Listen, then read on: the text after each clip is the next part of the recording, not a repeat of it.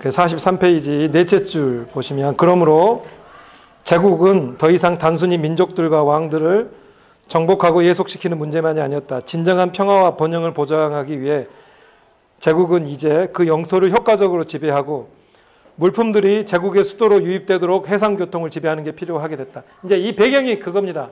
이제 로마가 커진 거예요. 로마가 커지게 된 게 아까 같이 이제 로마에 사는 사람들 숫자가 너무 늘어났던 거죠. 그래서 이제 그 빵과 서커스를 위해서 이 빵을 가지고 와야 되는 어떤 시스템. 그러려면 이제 바다도 이게 안정돼야 되고 이런 게 필요했다는 겁니다. 그래서 이제 그 이데올로기가 필요했다는 게 이제 결국에 이제 군대가 더 움직여야 되죠. 바닷길도 더 안정돼야 되고 또 이제 여러 가지 어떤 대규모 물품들이 외국에서 들어오려면 어쨌든 군대가 더 있어야 되는 거예요. 이게 자국민 가지고 안 되면 자국민은 더 부족하죠. 계속해서 자기네 사람들은 농지 뺏겨가지고 이제 군인이 안 되는 거예요. 돈이 없으면 군인이 안 되는 거예요. 돈이 있어야 갑옷을 사니까. 그러면 이제 와서 군인을 충당하는 방법은 하나밖에 없는 거죠. 외국 사람들 쓰는 겁니다. 게르만이나 여기 북쪽에 있는 많은 이방 민족들을 심지어는 저기 이슬람까지도 다 썼어요. 그래서 그렇게 해야만 된다는 거예요. 근데 그렇게 하다 보면 불만이 있을 거 아니에요. 아이씨, 저런 놈들까지 쓰냐? 우리는 뭐야? 그러면 한데 그걸 이제 불만을 억누르는 게 뭐냐면 야, 저렇게 해야 니들이 밥을 먹을 수 있다. 이거죠. 그게 이제 이데올로기가 됩니다. 평화 번영. 이제 그다음에 로마 45페이지 로마 제국주의 하고 로마 제국주의 45페이지 제일 밑에 줄에서 네 번째 보면 신세계 질서 나오죠. 신세계의 질서가 수많은 예속된 백성들에게는 혼란스럽고 갈피를 잡지 못하게 하며 심지어 황폐화시키는 신세계 무질서로 경험되었다는 사실이다. 미국 얘기하고 똑같죠, 지금. 이게 로마가 이게 질서다. 이렇게 돼서 지중해도 안정되고 길도 뚫혀서 세계 여러 가지 물품과 비싼 물건들이 우리 로마로 안전하게 올 수 있는 것. 거기에 대해서 누가 반란도 일으키지 않고 이게 질서였던 거예요. 근데 한 번 터지니까 문제가 생기니까 무질서가 돼버리는 거죠. 근데 그게 미국하고 똑같다는 겁니다. 48페이지 나온 내용은 리차드 오슬리가 쓴 그 다른 책, 그 황제 숭배와 휴견인 체제 피라미드. 이게 뭐냐면 이제 로마가 어떻게 그 적은 군대를 가지고 전 세계를 그 긴 시간 동안 별로 문제 없이 안정적으로 다스릴 수 있었느냐. 이제 이 내용입니다. 다른 나라와 틀리게 바벨론이나 페르시아와 이런 나라들과 틀리게 어떻게 로마가 이렇게 안정시킬 수 있느냐. 이제 그게 내용은 어렵지 않죠. 제가 말씀드린 것 같은데 이게 로마의 황제가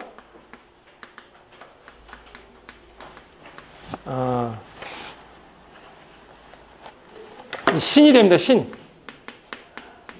신이 돼서 이 사람이 이제 황제 신이 되고 그 또 각 지역들, 각 나라들의 유력자들이 이제 이 신을 이제 섬기는 뭐랄까 그 피라미드 구조에서 이 신을 섬기는 뭐 대표자가 되는 거죠. 이게 제사장이 됩니다. 제사장.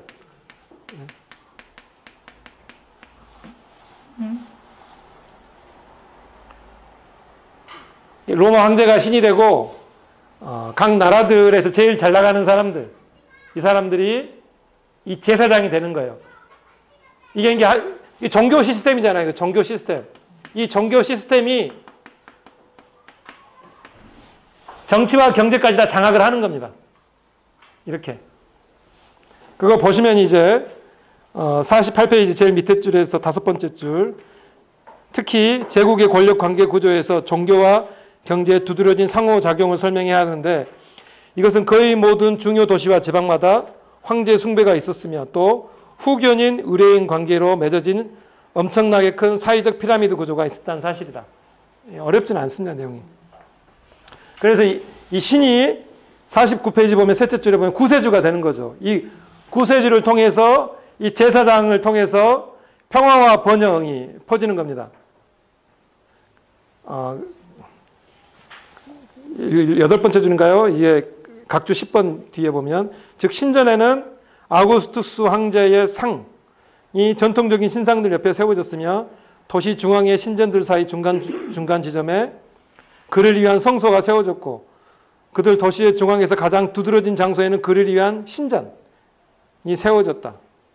예루살렘 아시겠지만 예루살렘에서 반란이 일어나게 되는 모든 것들은 대부분이 이 성전과 관련된 겁니다.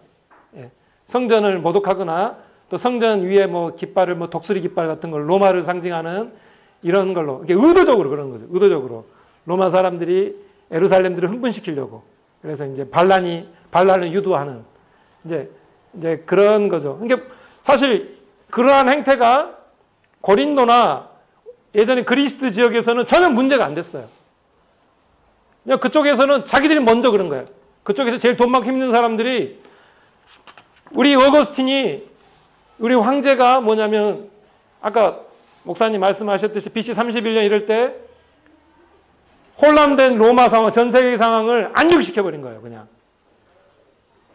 이거 한때는 겸손히 있었잖아요. 황제로 올라가지도 않고 저는 아무것도 아닙니다 라고 그러면서 이제 그가 위대한 사람이 돼서 특히 그리스에서 있는 그리스 지역에 있는 도시들은 원래 그 사람 숭배에 익숙한 거예요. 위대한 사람들을 신으로 여겼던 풍토가 있었기 때문에 실제로 그들이 보기에도 옥타비아누스는 훌륭했던 거죠.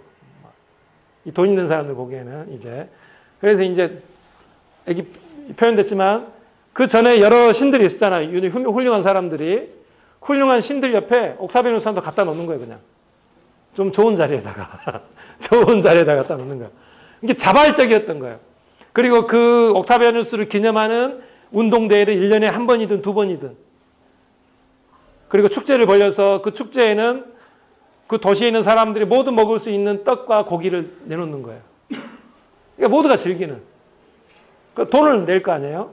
그거를 이제 이 제사장과 관련된 사람들이 돈을 다 내는 거예요. 제일 돈 많은 사람이 돈을 내면 그러면 이제 돈 많은 사람들이 돈을 낸 것 자체를 이제 감사하는 모임이 있죠. 그게 이제 그 모든 행사 이런 걸 주관하는 모임은 이제 민회라고 하죠. 민회.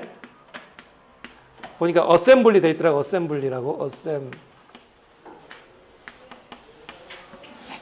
이제 이 민회에서 이제 체육 행사나 여러 가지 도시의 중요한 것들.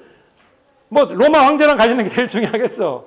이거 괜히 잘못됐다가는 뭐 도시 하나가 없어져 버리니까 이 민회에서 결정하는 거예요. 그러면 제사장 저분이 뭐 누가 돈 많은 사람이 누구 뭐 낸다고 하고 좀 저기 힘 있는 누가 또 뭐 어디다가 또 길 어떻게 카페트 깔아준다고 합니다. 이런 거 다 결정하는 거예요. 민회에서. 이해하겠죠? 이 민회 이게 바로 사도 바울이 이 단어를 가져와서 교회로 만든 거죠. 이제 나중에 나오는 게 이제 이게 바울의 위대함이에요. 이 대단한 사람입니다. 바울이. 이제 근데 이거는 이게 뭐냐면 가장 그리스나 이쪽 도시들 제일 힘이 많고 힘이 세고 돈이 많은 지역들은 다 알아서 했다는 겁니다. 근데 이제 이스라엘만 개긴 거죠. 개기다가 하도 개기니까 이제 다 죽여버리기도 하고 데리고 가기도 하고 이제 그런 겁니다. 이제. 근데 그 배경에는 이스라엘이 개겼던 배경에는 하나님이 유일신 그 2000년 전부터 내려왔던 그 출애굽의 하나님 그게 있었던 거죠. 뭐 예루살렘이 물론 조금 이제 변하긴 했죠. 변질되긴 했지만 변질됐기 때문에 예루살렘은 사실 협상도 해요. 나중에 그 아까 뭐 하스몬 왕조 같은 경우도 뭐 저기 마케도니아 후손들이 이렇게 침략하고 했을 때 처음에 열심히 싸운 것 같더니 협상해가지고 이제 그들이 원하는 것대로 해주고 이제 이러면서 이제 복잡해졌던 거예요. 이스라엘이. 이제 이런 내용이 있으니 예루살렘은 그렇게 변질돼 가고 그러면서도 이 내부에서 로마라는 나라가 너무 심하게 나오면 여기서도 이제 바리새인들이나 이런 사람들이 들고 일어나는 거예요. 좀. 쟤들은 너무 심하다.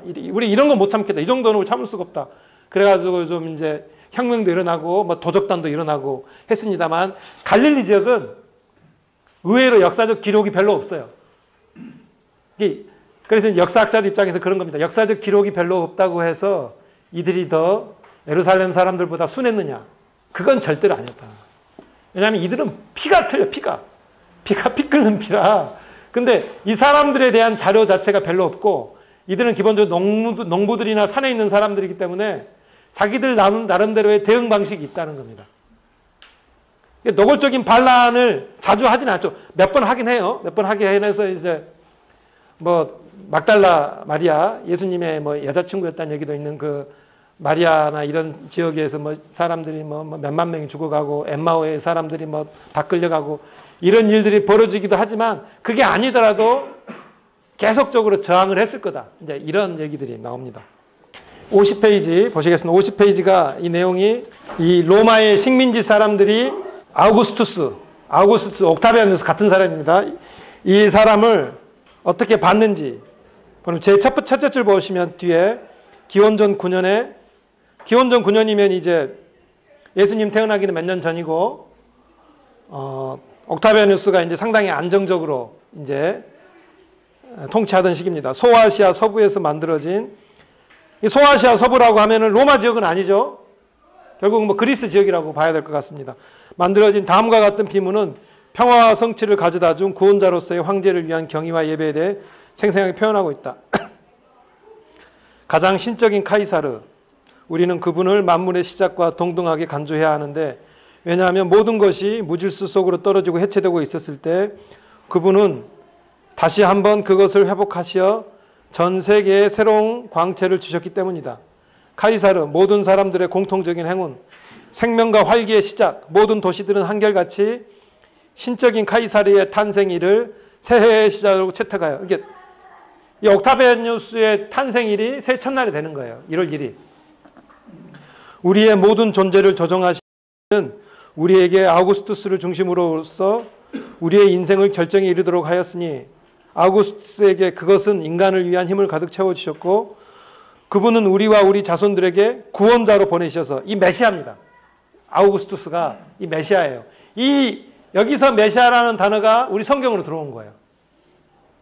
재미있죠? 이게 이제 구원자로 보내주셨으며 전쟁을 종식시키고 만물의 질서를 바로 잡아주셨으니, 신으로 나타나신 카이사르는 지난 시대 모든 희망을 성취하셨지만 그는 그분보다 앞선 모든 은인들을 능가하기 때문에 아직 살아있는 분이에요. 또한 마지막으로 신의 탄생일은 온 세상을 위해 그분에 관한 기쁜 소식의 시작. 이 기쁜 소식이 뭐냐? 복음입니다. 에반갈리온. 이 복음이라는 단어가 이 아우구스투스에게 먼저 썼던 게 우리 성경에 들어옵니다. 누구에 의해서? 이 사도 바울에 의해서 시작이 되었다. 그러므로 그분의 탄생으로부터 새로운 시대가 시작될지니라. 하나님의 나라가 임했다. 이제 이 개념 자체들은 비슷합니다. 51페이지 둘째 줄 보시면, 그들은 황제나 황제 가족들로부터 호의를 청하여 그들 자신이 황제의 의뢰인이 됨으로써 그 지역에서 거래할 때 자신들의 우월한 지위를 확보했다. 돈 많은 사람들이 돈 내놓을 때 그냥 내놓는 법이 하나도 없죠. 행사를 하려면 한 수십억은 내놨겠죠. 우리 식으로 보면. 근데 수십억 이상의 이득이 분명히 있다는 겁니다. 볼까요? 그 다음 네 번째 줄, 황제를 위해 새로운 신전을 짓거나 제국의 운동 경기를 여는데 자금을 댄 지역 유지들에 대한 감사를 표시이게, 이 시의회, 이 민회, 이 교회 지금으로 번역된 이 시의회는 이런 귀족들의 이름을 비문에 올리거나 가장 유명한 공직에 임명함으로써 그들에게 경의를 표했다. 이런 사람들이 도시마다 제국의 사제로서 가장 탁월한 지위에 올랐던 사람들이다. 그 결과는 맨 꼭대기에 있는 황제로부터 그 아래로 제국의 각각의 도시로 내려오는 피라미드, 즉 경제력과 의존성의 피라미드다. 이렇게 돼 있습니다. 이게 있기 때문에 로마가 군대를 파견하지 않고도 그 지역 나라들의 가장 힘 있는 사람들의 자발성이에요. 이거 말 안 들으면 죽여버릴까가 아니라 알아서 더 잘하는 거예요, 그냥. 그러니까 로마가 했던 거죠. 그래도 경우에 따라서 말 안 듣는 사람도 있을 수 있죠. 그러면 거기에서 아주 멀지 않은 지역에 로마의 군단들이 있는 거예요. 그렇죠? 그 나라는 아니더라도 그 군단들이 거기 가가지고 그 도시들을 쓸어버리는 겁니다. 가끔 가서 보여주는 거예요. 그때는 잔인하게. 뭐냐면 표본을 보여주는 거예요. 표본을. 우리한테 말을 안 듣는다. 세금을 제대로 안 내? 세금 제대로 안 내면 겁을 주는 게 아니고 가서 그 도시를 거의 죽여버리는 거예요. 이게 아무것도 아닌 사안이 어떻게 보면 군대를 주둔 안 시키는 것만큼 필요할 때는 잔악함을 보여주는 거예요. 영리한 거죠. 이게 로마가 그래 왔다는 거예요. 로마의 평화라는 게 거기서 왔다는 겁니다. 3번 빵과 서커스 밑에서 5번째 줄 보시면 자신들은 재물과 권력을 얻은 반면에 로마의 시민 군인들을 가난하게 만들고 파멸시켰다. 이렇게 다 이해하겠죠. 로마의 시민들과 군인들, 이 군인들이 같은 말이에요. 이분이 이제 모르니까 이렇게 쓴 건데 이제 시민이 군인인 거죠. 사실 전쟁 나면 가야 되니까 가난하게 된 겁니다. 로마 제국 권력층의 권력과 제한은 교역과 산업의 기반을 뒀다기보다는 토지의 기반을 두고 있었다. 원래 로마라는 나라가 다른 나라들도 마찬가지입니다. 이 토지의 기반을 뒀던 거예요. 그러니까 이 토지 제도가 문제가 생기니까 로마가 이제 급속히 이제 변화가 생기는 거죠. 수많은 이탈리아 출신 농민들은 장군들이 이끄는 군단에 편입되어 오랫동안 전쟁하느라 자신들의 농장을 떠나게 되어 결국에는 빚더미에 올라앉게 되었다. 귀족 채권자들은 담보물을 더 이상 연장시켜주지 않아 점차로 시골에 그들 자신의 막대한 토지를 소유하게 되었다. 그들은 예전의 농민들을 소장기로 남겨둔 것이 아니라 이게 예전 농민들을 계속 쓰는 게 아니고 사람은 많은 거예요. 노예들이. 그러니까 전쟁에서 포로로 잡아온 수만 명의 노예들로 하여금 그 토지에서 일하도록 만들었다. 따라서 자신들이 전쟁에 나가 노예를 삼도록 도와준 사람들에게 밀려나게 돼서 100만 명 이상의 시골 출신 이탈리아인들이 로마와 그 밖에 다른 도시들로 몰려들게 됐다는 거죠. 이 라티푼디아라는 대농장이 생기고 이 대농장을 충당할 수 있는 노예들이 있는 거죠. 노예들이 있으니까 이 같이 식민지로 데려가서 전쟁을 하겠다 이 군인들이 귀찮은 거예요. 근데 귀찮아서 이 사람들이 결국에는 도시로 밀려드는 거죠. 이 밀려든 사람들을 흥분을 가라앉혀야 되는 거예요. 그렇죠? 이게 네로가 그거 했잖아요. 지가 불태워가지고 불태워서 이제 구획정리하나 불태웠다가 하다가 뭐 좀 이상하게 걸려가지고 사람들이 왕을 욕하는 소리 들리니까 교회 다니는 놈들이 했다고 예수 믿는 예수쟁이들이 불질렀다 이런 식으로 한 거죠. 이제 이게 황제가 그랬다는 얘기가 있는 겁니다. 적어도 그게 이제 힘이 없고 조용할 때는 이런 목소리가 사실 힘이 이렇게 올라오질 못하잖아요. 그냥 몇 명 까불면 까부는 몇 명은 그냥 가서 혼내면 되잖아요. 근데 가뭄이 심하거나 사람들이 전체적으로 공감하는 분노의 상황이 돼버리면 이건 왕의 군사의 힘만 가지고도 안 되는 거예요. 그런 상황에서. 근데 그 상황은 막아야 되는 거예요. 어쩔 수 없는 거죠. 그래서 빵과 서커스가 등장합니다. 53페이지 승리의 영광 4번 위에 셋째 줄 보면 특히 부유한 권력층을 위한 제국의 질서가 보다 최근에 정복당한 사람들에게는 붕괴와 무질서를 뜻했다는 사실. 그리고 4 승리의 영광 제국의 덜 문명화된 지역들은 군사적 폭력에 의해 지배되었다. 이렇게 됩니다. 5번 공포와 보복. 그겁니다. 이게 세금 안 내면 다 죽인다는 겁니다. 밑에서 55페이지 밑에서 네 번째 줄 보면 역사가 폴리비우스는 내가 보기에 그들이 이런 짓을 저지른 것은 공포를 주기 위한 것처럼 보인다. 로마의 장군들과 황제들은 그들의 제국적 통치 기간 내내 테러리즘을 통해 억제력을 행사했다. 또한 그것은 전통이었으며 로마의 방식이었다.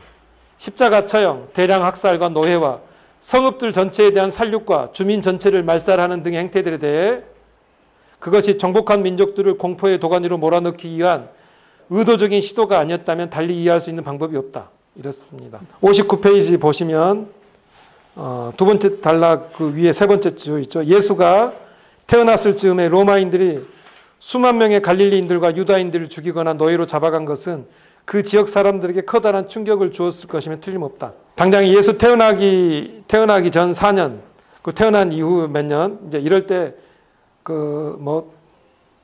재밌는 얘기들이니까 봐볼까요? 59페이지 네 번째 줄 또한 기원 전 4년에는 반란에 대한 보복으로 바루스 군대는 세포리스를 불태우고 그 주민들을 노예로 잡아갔다. 60페이지 이제 밑에서 두 번째 줄 보면 정복당한 민족들에게 로마의 군기에 대해 경례하고 심지어 예배하도록 강요한 것은 그들에게 모욕감을 안겨주는 또 다른 행태였다. 61페이지 7번째 줄인가요? 이런 점에서 역사가들은 본디오 빌라도 총독의 행위에 대해 예전에 인식했던 것보다 훨씬 더 도발적인 행위였다는 사실을 과소평가했다.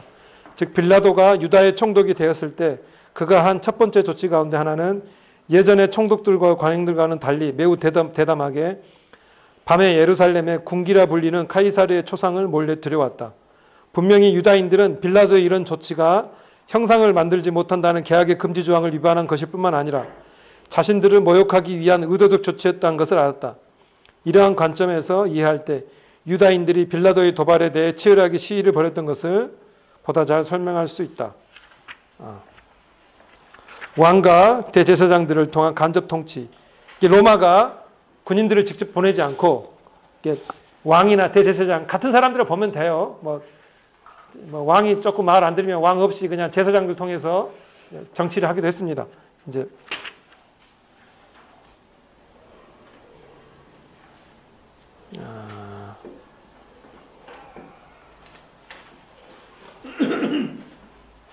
그 헤롯 왕 62페이지 마지막 절줄 보면 헤롯은 대제사장 제도와 성전 기구를 그의 체제 일부로 존속시켰다.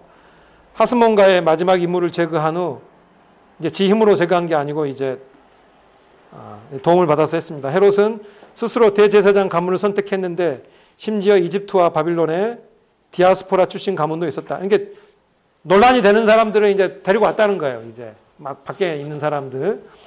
더욱 한심스럽게도 그는 예루살렘 성전을 웅장한 그리스식으로 재건한 겁니다. 이제 이런 거죠. 그래서 헤롯의 성전은 예수님이 그러니까 성전을 막 저주하는 거죠. 예수님의 제자들이 와 보십시오, 저 의리의리하게 멋있게 짓지 않았습니까? 그러니까 예수님이 이제 화내는 장면이 있어. 돌 위에 돌 하나 남지 않을 거다고. 그런 게 이제 그런 정서가 깔려 있지 않았을까 싶습니다. 헤롯의 성전은 세계의 경이 가운데 하나가 되어 부유한 로마인들의 관광지와 로마 제국 동부의 그리스식 도시들의 디아스포라에 살던 부유한 유태인들의 최종적인 순례 장소로 유명하게 되었다. 그렇죠. 이게 디아스포라라고 가는 사람들, 돈 많은 사람들이나 이미 로마인들 같은 경우는 이게 성전이 관광지가 된 거예요. 그냥 예루살렘 예수님이 화난 게 그런 거 아니겠어요? 그러니까 더 얘기 안 하겠습니다. 그러나 그것은 유다와 사마리아 그리고 갈릴리 농민들이 예전에는 한 통치자, 즉 하스몬가의 대제사장 안에서 살았는데 이제는 갑자기 세 계층의 지배자들에게 예속되었고 그 셋 모두로부터 경제적인 요구를 받게 되었다는 사실을 뜻한다. 즉 성전 국가에서 11조와 헌물을 바치는 것. 기본적으로 해왔던 겁니다. 이거 왕이 없을 때도 제사장들에게. 그리고 이제 로마인들에게 조공도 내야 되고 그렇죠. 헤롯에게는 세금을 바쳤다는 것입니다. 헤롯 역시 팔레스타인을 보다 큰 제국의 경제에 통합했다. 이렇게 나옵니다. 그리고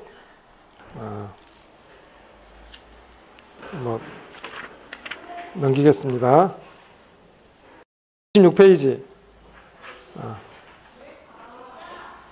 두 번째 달락 보면 유일한 초강대국으로서 로마가 확립한 이 신세계 질서는 그러나 유다인들과 갈릴리인들 같은 중동 지역에 정복당한 민족들에게는 붕괴와 무질서를 뜻했다. 로마의 군사력은 그들을 정복하고 재정복하면서 계속해서 그 주민들을 학살하고 노예로 삼았을 뿐 아니라 그들의 집들과 마을들을 불태웠는데 특별히 예수님이 활동했던 나사렛과 가버나움 같이 예수가 주로 활동했던 지역 말들에서 그랬다. 로마인들은 헤롯 가문의 왕들과 예루살렘의 대제사장들을 자신들의 속국 지배자들로 임명하여 그들 모두가 그 지역을 지배하면서 예루살렘, 세포리스, 티베리아스 등의 재건된 도시 혹은 완전히 새로 건설된 도시들에서 점차 무절제한 생활 방식이 펼쳐나갔다. 이 얘기는 뭐냐면 로마 군인들의 도움이 없었으면 이 헤롯이나 헤롯의 후손들 그리고 헤롯의 동지들인 제사장들이 갈릴리까지 자신들의 힘을 확장시킬 수 없었다는 겁니다. 이해하시겠죠? 이게 그 전에는 그냥 갈릴리 사람들이 성전에다가 자신들이 내야 되는 헌금만 냈다면 이제 로마 군인들이 헤롯이 갈릴리를 장악하는데 로마 군인들이 도와줬다고 했잖아요. 이 갈릴리 사람들은 그러니까 이 엄청 곤란한 처지에 처했던 거죠. 로마인들이 유다인들과 갈릴리인들에게 저지른 군사적인 공포와 충격과 더불어 그들이 부과한 제국적 질서는 지배자들이 여러 층이 되었다는 점. 그렇죠.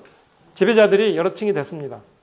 이제 주변부, 중심부가 이 로마랑 이스라엘뿐만 아니고 이스라엘이라는 나라 내에도 지금 로마로부터 인정받은 세력, 심지어는 이게 거슬러 올라가면 이 페르시아로부터 인정받아서 보냄을 받은 그런 귀족들, 그리고 당시 제2성전을 지었던 사람들, 그러면서 겉으로는 자기들의 어떤 순혈을 유지하려고 했잖아요. 거기 느헤미야서 에스라서 보면 이게 이런 과장된 사람들, 이게 자신들의 순혈을 유지함으로써 다른 지역 사람들을 무시하는 거잖아요. 이제 그랬던 사람들의 전통이 계속 이어져 내려왔던 거죠. 그래서 나중에 이 사람들이 다시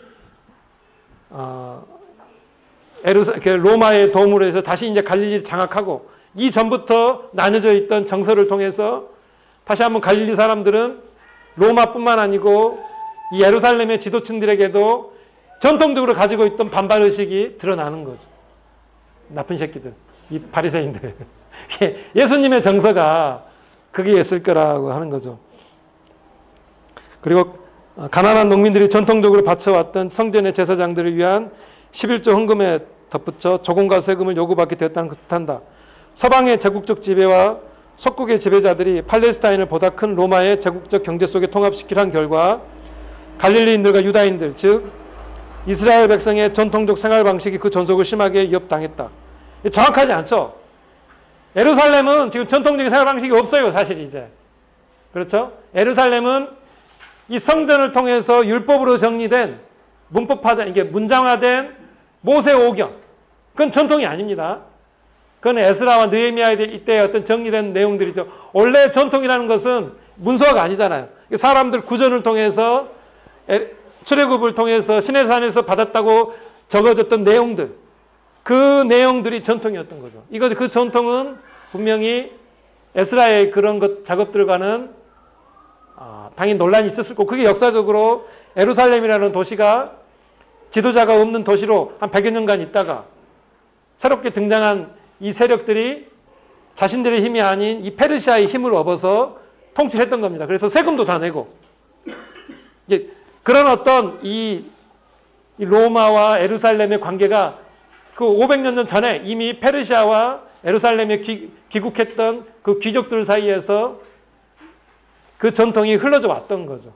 그게 이제 다시 하고, 그 정서가 우리가 이제 우리 관점으로 중요한 건 예수님의 선교 대상이었던 갈릴리 사람들에게 한 번의 사건이 아니고 그 전통적으로 배어있던 이방 나라들과 예루살렘 귀족 계급들에 대한 어떤 반발의식, 또 자기들 전통을 하나님의 말씀을 하나님의 숙명으로 지키려고 했던 그런 운명들, 그 공동체 의식, 이게 적이 세기 때문에 자기들 마을 공동체 의식은 더 세는 거죠. 적이 센 만큼 자기들을 지켜낸다는 어떤 그런 의식들을 이제 종합적으로 바라볼 필요가 있겠습니다.